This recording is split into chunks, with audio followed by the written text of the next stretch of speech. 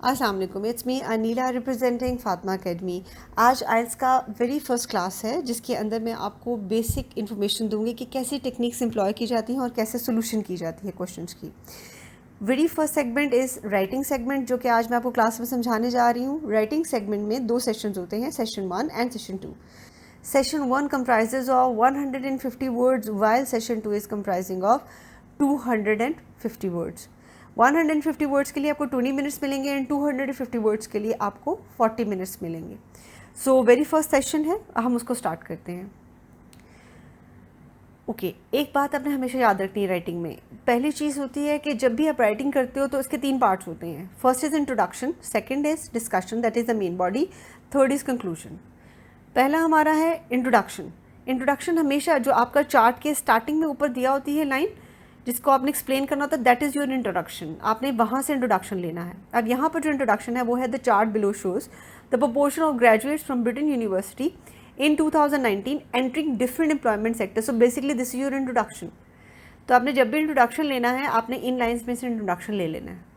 ठीक है, this is very important कि आपका इंट्रोडक्शन हमेशा प्रॉपर होना चाहिए। अगर आपका इंट्रोडक्शन प्रॉपर होगा तो जो चेक करने वाला जो एग्जामिनर होगा उसको पता होगा कि बच्चे को पता है कि मैं राइटिंग किस चीज़ के बारे में कर रहा हूँ। दूसरी चीज़ इसके अंदर अपने माइंड में रखनी है, आपने कभी भी अपनी ओपिनियन नहीं देनी कि in my point of view, I think, in my comments, no.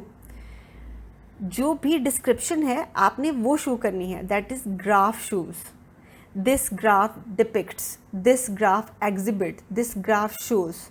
आपने ये मेंशन करना है। ये नहीं करना है कि जी मेरा ओपिनियन क्या है। They are not asking about your opinion, they are asking about what is the description of the chart. Okay, so make sure करना है कि आपका इंट्रोडक्शन के बाद आपने जो भी स्टार्ट लेना है या जो भी लिखना है वो आपका अपना ओपिनियन नहीं होना चाहिए, वो होना चाहिए जो ग्राफ में शो हो रहा है।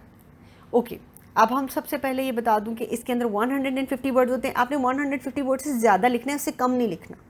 ठीक है, ओके। सबसे पहले अब मैं आपको थोड़ा सा डिस्क्रिप्शन दे देती हूँ कि आपने इसको स्टार्ट कैसे करना है।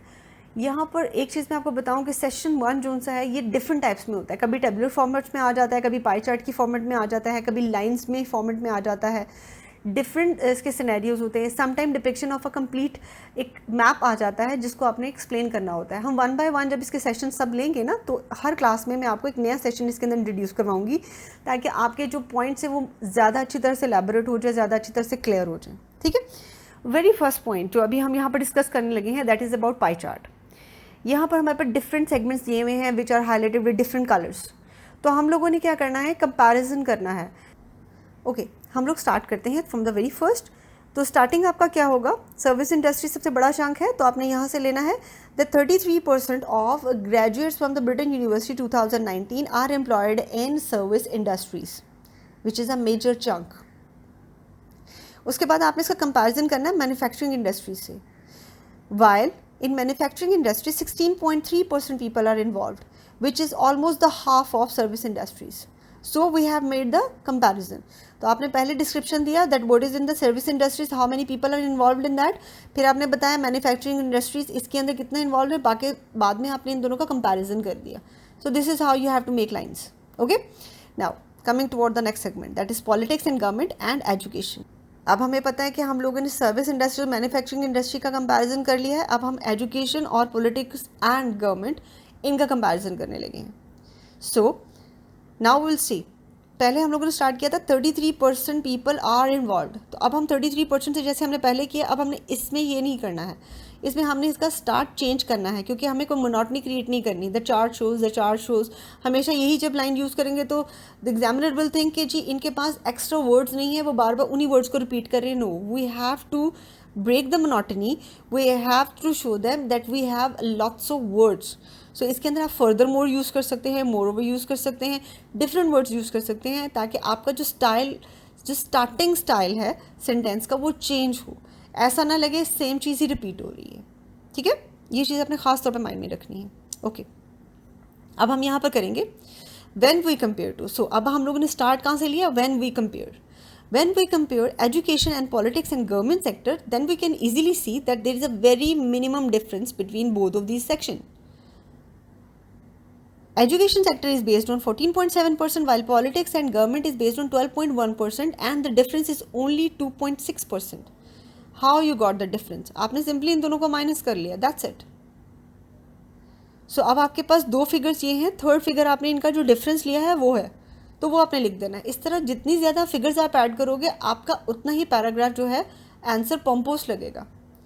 हमेशा पॉम्पोस वर्ड्स यूज़ करने हैं, हमेशा हाईलाइटेड फिगर्स यूज़ करनी है। जितनी ज़्यादा फिगर्स आप यूज़ करेंगे आपका जो एलेबोरेशन है उतना ही परफेक्ट होता जाएगा।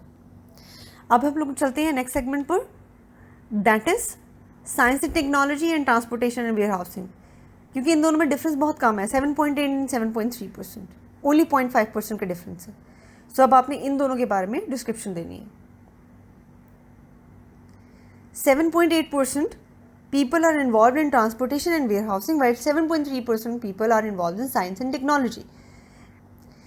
Both of the sectors are very near to each other because there is only the difference of 0.5%. Next, when we talk about charity and sports, so this is the very minimum section where the least member are involved. So graduates from the Britain University 2019 are mainly involved in service industries, and very minimum chunk of those people or the students are involved in sports and charity. In sports 0.1% and in charity 0.3% only. Rest of the section, that is civil service and others, that is approximately near about. Civil service is comprising of 5.6% people, while other segment which contains different miscellaneous sections, that is comprising of 2.8%. So this is how we have to describe our complete chart. Now I have also shared over here the model answer. Now you can see in the model answer that model answer is written in a proper order, and in it there are three things which I have already told you कि starting में आपका introduction होगा, centre में आपका discussion and main body होगा, third के अंदर आपका डिस्कशन के बाद कंक्लूजन है कि आपका कंक्लूजन क्या है। और कंक्लूसिव रिमार्क्स में भी आपने अपना नहीं मेंशन करना है, आपने ये मेंशन करना है व्हाट ग्राफ शोज। ठीक है, ये हमेशा अपने माइंड में रखना है कि कभी भी आपने अपना डिस्क्रिप्शन नहीं देना है। You have to give that what is written in the chart. So this is really very important. अगर आप इस तरह से इसको अटेम्प्ट करोगे वन बाय वन, जब इसके अंदर आप परसेंटेजेस को कंपेयर करोगे, जो मेंशन है ग्राफ में वो शो करोगे, तो फिर आपके लिए बेटर होगा ऑप्शन बी, और आपके पास नंबर ऑफ वर्ड्स भी ज़्यादा बन जाएंगे, फिगर्स भी ज़्यादा बन जाएंगी। एक अच्छी डिस्क्रिप्शन के लिए कम से कम आपके पास 12 फिगर्स होना नेसेसरी है।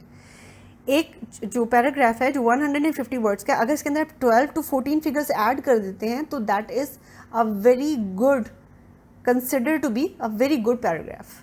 तो आपने हमेशा माइंड में रखना है कि जब भी आप राइटिंग करो, जो भी आपके सामने फिगर्स दी हुई हैं तो उस डेटा को यूटिलाइज़ करें। जितनी ज़्यादा फिगर्स आप यूटिलाइज़ करोगे उतना ही आपके लिए अच्छा है। और हमेशा इंट्रोडक्शन अगर आपने 2 लाइन्स का दे दिया, उसके बाद नेक्स्ट लाइन ब्लैंक छोड़कर आपने थर्ड लाइन से स्टार्ट करना है। मतलब ये नहीं कि इंट्रोडक्शन हुआ उसके साथ ही आपने शुरू कर देना है, नो। पहले इंट्रोडक्शन दे दिया, 2 और 3 लाइन्स में ख़त्म कर दें, नेक्स्ट लाइन के ऊपर आ जाएँ, उसके बाद आपने उसका जो कंपैरिजन है वो आपने मेंशन करना है। 2 पैराग्राफ्स के अंदर अगर आप करना चाहो या 1 पैराग्राफ में करना चाहो, you can do the discussion. At the end आपने कंक्लूजन दे देना है एंड ख़त्म कर देना है। 20 मिनट्स के अंदर आपने ये लिखना है, इसलिए राइटिंग स्पीड आपकी अच्छी होनी चाहिए, स्पेलिंग मिस्टेक्स नहीं होनी चाहिए। ठीक है, आई होप ये जो मैंने आपको लेक्चर दिया है, फर्स्ट लेक्चर है आप लोगों के लिए राइटिंग के लिए, आई होप कि ये आपके लिए वाकई ही बेनिफिशियल होगा और आपको इससे काफ़ी समझ आया होगा। अगर आप हमारी ऑनलाइन क्लासेस ज्वाइन करना चाहते हैं या आप हमें ऑन कैंपस ज्वाइन करना चाहते हैं, you can easily contact me, my number is given below. आप मुझे कांटेक्ट कर सकते हैं। अगर आप ऑनलाइन सेशन लेना चाहते हैं तो आप जूम पे क्लासेस ज्वाइन कर सकते हैं। अगर आप ऑन कैंपस आना चाहते हैं आप हमारे ऑफिस विजिट कर सकते हैं। और इसके अंदर ये है कि आपको ऑन कैंपस क्लासेस भी अवेलेबल हैं और आपको ऑनलाइन भी अवेलेबल हैं। I hope this session will be really beneficial for you, कि वो टेक्निक्स जो आपको नहीं आती थी वो अब आपकी क्लियर हो चुकी होंगी कि कैसे आपने पेपर को अटेम्प्ट करना है। So I am hoping and wishing you best of luck कि आप लोग अच्छे नंबर सिक्योर करें। एंड कोई भी प्रॉब्लम हो you can easily contact me. अपना ख्याल रखिएगा, बाय बाय।